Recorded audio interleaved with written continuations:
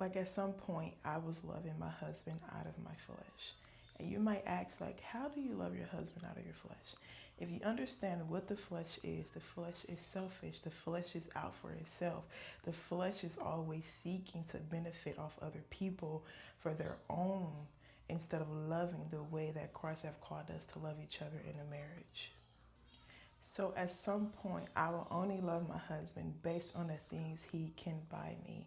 I will only allow him to receive love from me if he was buying me something that my heart desired, like food, junk food, shopping sprees, getting my hair done, getting my nails done, getting me this and getting me that, instead of him feeding me with the word, which we didn't know at that time, so it's not his fault.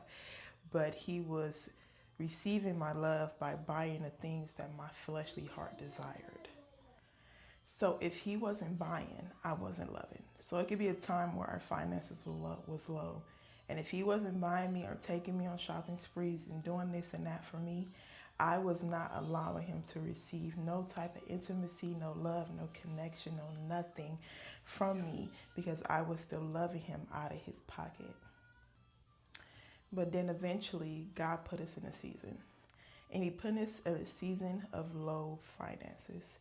And when I mean God will only give us what we needed instead of what we wanted in that season, he only provided manna daily. He will only provide our room, our food, diapers, wipes, the things we needed to survive, and not the things we wanted to continue to go shopping with. Because he was teaching me how to love my husband by not loving his pockets, how to love my husband without loving what he can do for me, instead of loving him with my heart, instead of loving him with the love of God that's within us when we receive Christ. I was loving him with my flesh. God called us as wives to love and respect our husbands. We are not called to love them based on how deep their pockets are. That is how the world love. That is how women of the world love their husbands, is how deep their pockets go. How much can he buy me? How much he can do for me? And when you come to Christ and he's making you a wife like he was making me, he's going to show you that you need to love him the way I called you to love him. Respect him and love him the way the Bible says.